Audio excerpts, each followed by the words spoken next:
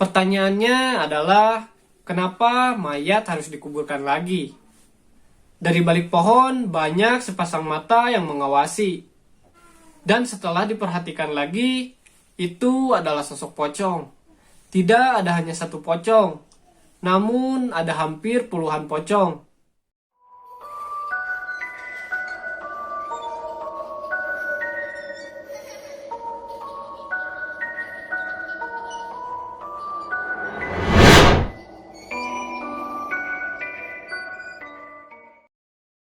Oke teman-teman, kembali lagi bersama saya Muhammad Reski. Apa kabar kalian semua? Semoga kalian semua yang menonton video ini diberikan kesehatan, dilancarkan rezekinya, dan dimudahkan segala urusan-urusannya. Oke teman-teman, kali ini kita akan ngelanjutin cerita yang kemarin tuh. Cerita Deso Gondomayit. Dimana kalau di part 1 kemarin, kita tahu nih, Mas Damar dan Mas Erik sedang melakukan pendakian di sebuah gunung. Singkat cerita, mereka sudah sampai di pos pendakian. Nah, ternyata di awal pendakian ini, Mas Damar dan Erik sudah dikasih kejadian-kejadian yang bisa dibilang cukup di luar nalar. Kayak ketemu orang-orang yang sedang membawa mayit di tengah hutan, suara ayam yang terus mengikuti, rudal Mas Damar yang tiba-tiba membesar, dan lain-lain. Nah, ternyata mereka berdua ini sudah sampai di desa yang berada di tengah hutan ini. Ternyata keanehan-keanehan itu gak selesai. Kalian yang belum nonton part 1, tonton dulu. Linknya ada di sini. Penasaran gimana kelanjutannya? Tonton video ini terus. Oke, gak usah lama-lama lagi. Cerita untuk mode on. Rik, koyoke simbaiki. Belum selesai melanjutkan kalimat itu, tiba-tiba mata Mas Damar menatap ke jendela kamar yang hanya tertutup gorden. Di sana ia melihat ada wajah yang mengintip. Rik, minggat ae tekan kene. Opo to? Ono opo? Gok jendelo, gok jendelo. Mas Damar menunjuk ke arah jendela. Gok jendelo ono simbah. Kaget saat itu juga Mas Erik langsung mengemasi barang bawaannya. Diikuti Mas Damar, mereka bergegas keluar dari rumah itu. Namun baru saja membuka pintu kamar, di depannya ada Simbah sedang berdiri. Wajahnya menatap Mas Damar dan Mas Erik bergantian. Katenang di tole. Mas Damarlah yang pertama maju. Bah, ngapunten. Kule bade mantok, bah. Muleh nang di. Ten gria kulom, bah. Simbah awalnya hanya berdiri, namun perlahan-lahan tubuhnya tertekuk, lalu membungkuk menatap mereka dengan senyuman yang paling mengerikan, yang pernah Mas Erik dan Mas Damar lihat seumur hidup. Penyakitmu wes waras, Le. Mas Damar terdiam lama. Kini Mas Erik yang kemudian maju. Bah, panjenengan sinten asline? Saat itulah senyuman buruk rupa itu menjelma menjadi suara tawa, yang membuat Mas Erik dan Mas Damar menggigil karena ngeri.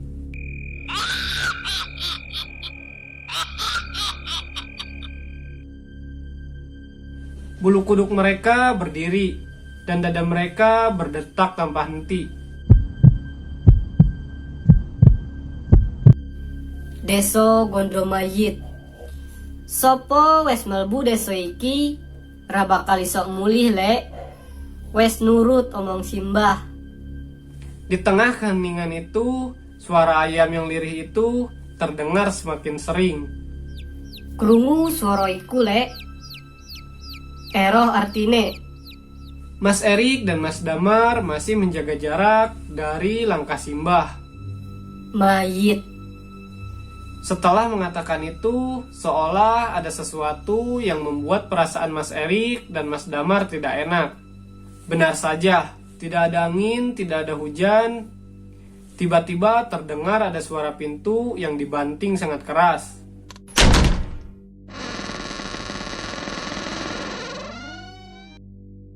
Masalahnya adalah setelah suara bantingan itu, gubuk yang terbuat dari bambu itu serentak terdengar suara gebrakan dari semua sisi. Simbah tertawa semakin keras.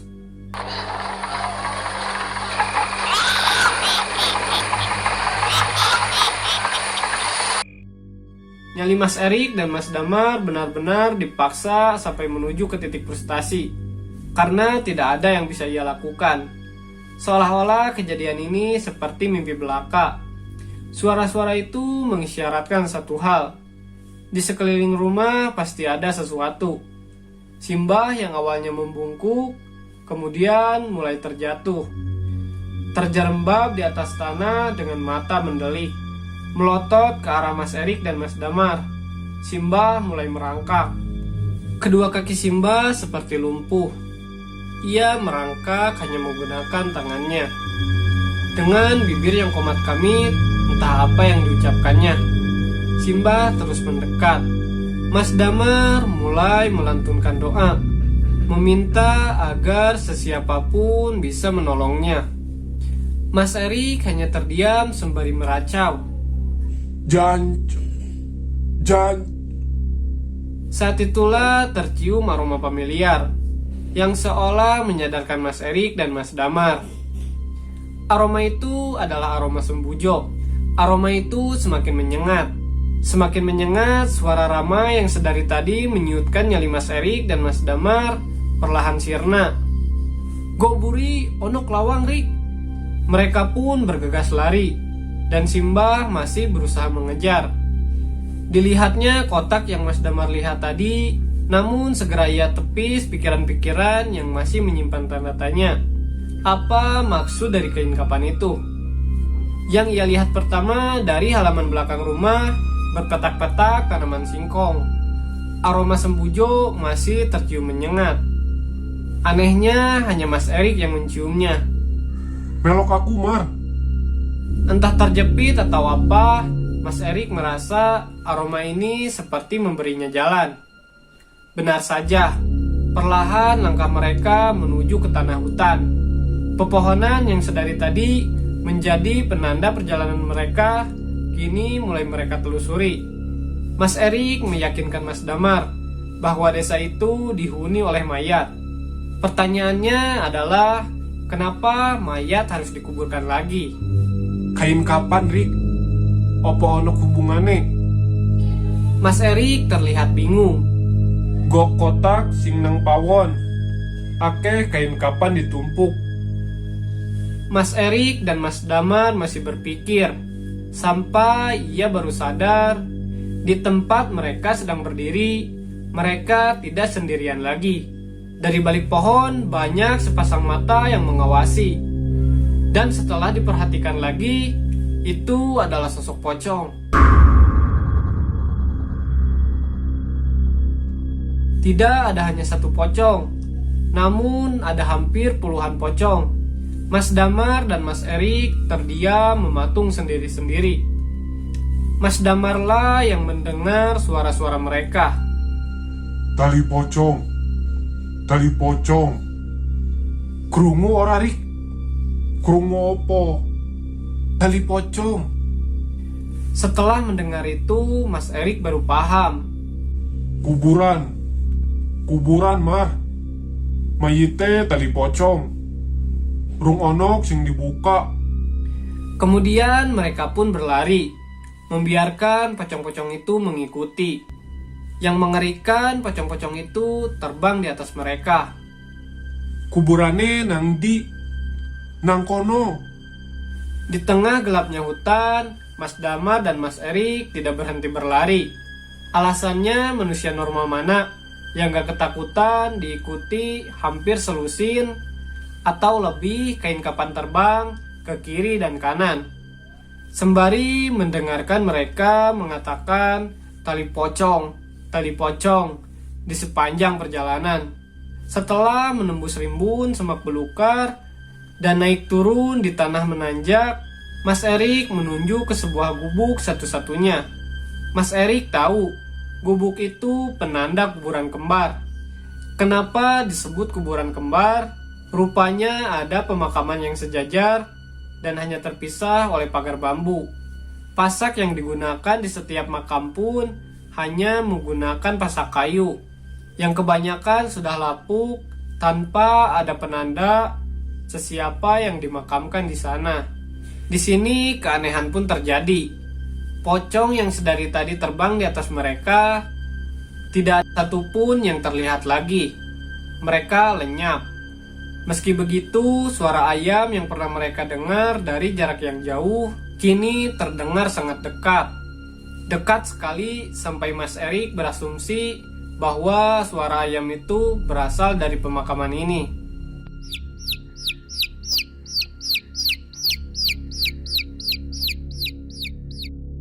Masalahnya di mana ayam itu berada? Lain hal dengan Mas Damar. Kini ia bisa menciumnya. Aroma sembujo yang hanya tercium di hidung Mas Erik, kini tercium juga di hidung Mas Damar. Wangi, kata Mas Damar, sembari melihat ke sana kemari. Hingga Mas Erik menunjuk sesuatu. Gundukan tanah tempat pemakaman yang pernah Mas Erik lihat. Gokunu mayit sing dikubur. Semakin dekat, suara ayam terdengar semakin jelas. Dan benar saja, dari jauh terlihat ada seseorang sedang menggaruk-garuk tanah. Di sekitarnya banyak dikelilingi ayam berwarna hitam legam. Ayam cemani. Mereka melihat dari jauh apa yang siluet asing itu lakukan. Asu. Teriak Mas Erik saat siluet itu melihatnya. Lah, ikulak simbah. Bukan takut lagi, tapi Mas Erik langsung lari. Meninggalkan Mas Damar yang baru sadar apa yang dikatakan Mas Erik benar sekali. Simbah yang sedari tadi tersaruk-saruk mengejar mereka. Di tengah kepanikan itulah aroma sembujo yang misterius itu kini mulai tercium lagi. Lebih kuat dan mereka berdua bisa menciumnya sangat jelas. Jam. Onok opo seh? Ambek alas iki. Disitulah entah karena kepepet atau apa, mereka malah mendekat. Mendekat ke sumber aroma sembujo itu. Padahal yang mereka berdua tahu bahwa itu adalah aroma dari Wanggul. Namun setidaknya aroma itu benar-benar membawa mereka ke jalan yang tidak asing lagi. Mas Damar yang mengikuti Mas Erik dari belakang hanya mendengar sekelibet suara. Suara meraung, keras sekali seperti suara macan.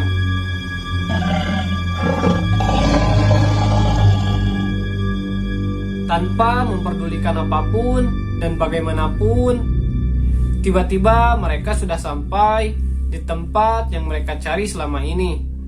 Pos kedua. Di sana mereka bisa melihat pagar besi. Tempat di mana cagar satwa beroperasi. Dengan keringat dingin, mereka pun mendekat. Ada sumber cahaya di dalam. Digedorlah pintu dan keluar pemuda setengah baya, memandang mereka dengan tatapan curiga. Sampean-sampean yang ninggalin KTP di pos 1 yo. Mereka pun mengangguk. Saat itu juga si petugas melapor. Tidak ada yang tahu satupun dari mereka, bila bukan karena si petugas yang mengatakan sudah 2 hari sejak pencarian mereka dimulai. Goblok.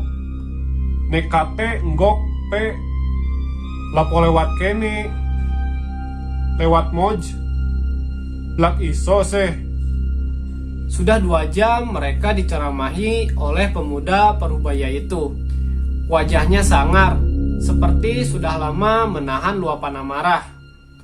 Mas Erik dan Mas Damar hanya bisa diam dan mengangguk. Pasrah, bingung, tidak tahu harus mengatakan apa. Setelah beberapa saat, barulah terdengar suara motor mendekat.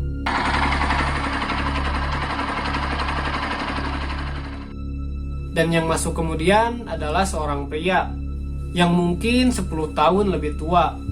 Ia hanya menggunakan kaos dengan sarung yang dililitkan di tubuhnya. Wajahnya tidak kalah sangar. Ia menatap Mas Erik dan Mas Damar. Kalimat pertama yang ia ucapkan bukan luapan amarah, seperti penjaga di pos 2. Tapi hanya pertanyaan yang membuat Mas Damar dan Mas Erik terdiam lama. Isi urip to awak-awak iki. Ia meneguk kopi di meja, kemudian duduk sila di depan mereka. Wes ceritakno kabeh. Nang diae awak-awak iki 2 dino iki. Pak, onok deso ya pak. Go kene. Terlihat dua penjaga itu saling melihat satu sama lain. Onok. Si bapak terdiam lama, sementara penjaga yang lebih muda tampak bingung. Sembari berbisik, ia bertanya. Nang di onok deso pak. Nek pila akeh nang kene. Sembari menghisap rokok, wajah si bapak tampak tegang.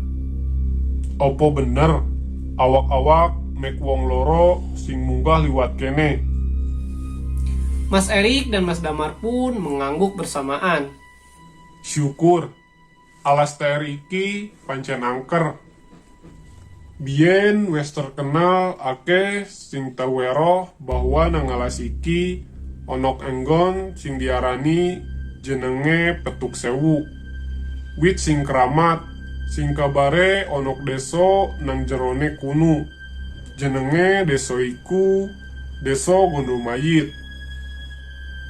Hembusan asap rokoknya membuat semua orang yang ada di ruangan terdiam mendengarkan. Wajah mereka semua tegang.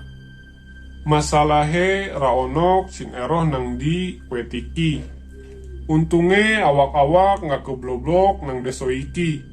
Ambi nggowo awak ganjil. Sampai ku kedaden biasane siji ra iso mulih. Mas Erik dan Mas Damar saling memandang satu sama lain. Sak iki aku takon. Opo sing mbok rasakne saiki? Di sini Mas Damar awalnya bingung. Apakah ia harus bercerita soal kondisi tubuhnya? Dan akhirnya dengan bantuan Mas Erik, Mas Damar menunjukkan area di mana dia mendapatkan musibah. Si bapak hanya diam, tampak tidak terkejut sama sekali, seperti pernah melihat ini sebelumnya. Si bapak menginstruksikan agar Mas Damar tidur terlentang. Sementara jari-jari kakinya ditarik satu persatu. Kurang lebih hampir setengah jam, si bapak memijit kaki Mas Damar. Ajaibnya, rudalnya yang tadinya membesar, kini perlahan kembali normal. Mene ojo nguyu sembarangan gih. Setelah percakapan itu, Mas Damar dan Mas Erik berpamitan pulang saat fajar menyingsing. Mas Damar yang pertama pergi. Ketika Mas Erik akan beranjak, ia kembali menemui si bapak. Bertanya dengan wajah penasaran.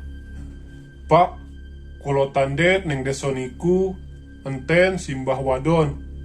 Sing sempet ngejar kulo bade rencang kulo. Niku sinten gih?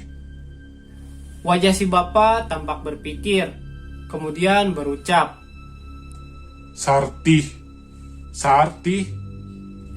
Sampean tahu kalau pocong itu sebenarnya bisa diikat sama ilmu hitam. Nah, Sarti itu hanya sebuah gelar. Pocong bisa dikirim untuk mencelakai siapapun. Bisa digunakan untuk mengganggu bisnis orang. Nah, desa itu dimiliki oleh simbah ini. Simbah niki menungso toh pak? Si bapak hanya diam sambil menggeleng kepala. Ia tidak bisa melanjutkan ini lebih jauh. Sekarang dari informasi ini, Mas Erik mengambil kesimpulan. Cara mengikat pocong berarti dengan memegang tali pocongnya. Sekarang yang menjadi pertanyaan adalah berapa pocong yang sudah diikat dan kenapa eksistensi desa ini masih muncul. Sebenarnya cerita tentang pesugihan pocong bukanlah hal yang baru.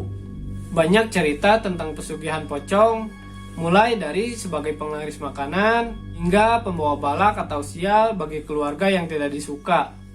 Apapun itu, mungkin ujung dari cerita ini berhubungan satu sama lain dengan desa ini. Yang menjadi poin penting di sini adalah jauh di luar akal sehat. Memang hal-hal gaib kerap kali menyembunyikan misterinya sendiri. Jadi pelajaran dari cerita ini, kita harus senantiasa waspada dimanapun kita berada. Ibarat pepatah, dimanapun bumi dipijak, di situ langit dijunjung.